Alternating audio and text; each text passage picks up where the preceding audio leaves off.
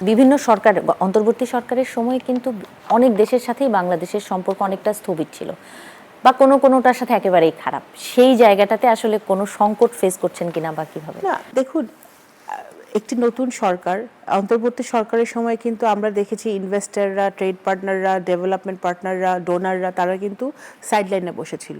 তারা কথা বলেছে সরকারের সাথে, কিন্তু এঙ্গেজ হয় নাই, কারণ ওইটা কোনো নির্বাচিত সরকার ছিল না। ইন্টারিম সরকার চেষ্টা করেছে তাদের কাজ করার, কিন্তু এখন যেহেতু একটি গণতান্ত্রিক সরকার প্রতিষ্ঠিত হয়েছে, আমাদের ফরেন পলিসি টাই খুবই ক্লিয়ার যে আমরা সবার সাথে সম্পর্ক রাখবো, এবং আমাদের যেই দেশগুলোর সাথে আমাদের সমস্যা আছে বা দ্বিপাক্ষিক সমস্যা আছে, সেই সমস্যাগুলো তো আমাদের ডায়ালগ, ডিপ্লোমেসি, কথা বলার মধ্য দিয়েই সমাধান করতে হবে। আমরা যদি কথা না বলি, এঙ্গেজ না করি, তাহলে আমার দেশের মানুষের পক্ষে আমি কোনো কিছু নিয়ে আসতে পারবো না।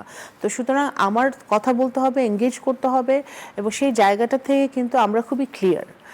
বর্তমানে মাননীয় প্রধানমন্ত্রীর নেতৃত্বে যে সরকার, উনি যে ফরেন পলিসিটা চাচ্ছেন, সেটা হচ্ছে যে আমরা মুসলিম দেশগুলো, ওয়েস্ট, ইস্ট, আমাদের সাউথ এশিয়ান দেশগুলো, আমাদের নেইবার, প্রত্যেকের সাথে কিন্তু আমরা ভালো সম্পর্ক রাখবো, আমাদের দেশের মানুষের স্বার্থ রক্ষা করে।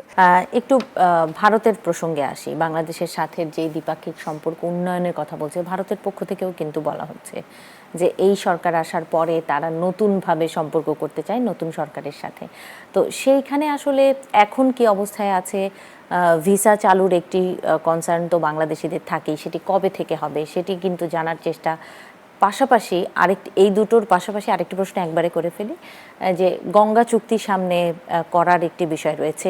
এই বিষয়গুলো নিয়ে আসলে ভারতের সাথে কতটা এগোতে পারছেন?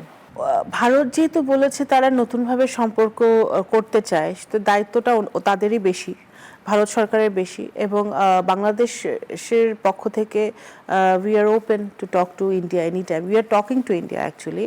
কারণ আপনি যে ইস্যুগুলো তুলেছেন, গঙ্গা চুক্তি, ভিসা ইস্যু, এই ইস্যুগুলো তো আমাদের কথা বলার মাধ্যমে সমাধান করতে হবে। ভিসা নিয়ে তারা আশ্বস্ত করেছে, এর আগেও আমি এই ব্যাপারে বলেছি যে তারা আশ্বস্ত করেছে তারা খুব শীঘ্রই আমাদের মেডিকেল ভিসা এবং বিজনেস ভিসা তারা দিচ্ছে।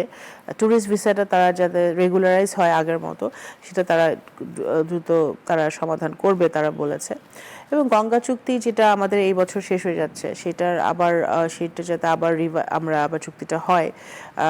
পানি নিয়ে তাদের সাথে যে সমস্যা, ওভারঅল পানির যে সমস্যাটা, সেই সমস্যাটা নিয়ে আমরা আলোচনা মাধ্যমে সেটা সমাধান করতে হবে। এবং আমি মনে করি যদি ইন্ডিয়া সরকার আন্তরিক থাকে, বাংলাদেশের সরকার সবসময় আন্তরিক ছিল, তারা আন্তরিক থাকে, তাহলে অবশ্যই এই সমস্যাগুলো সমাধান সম্ভব।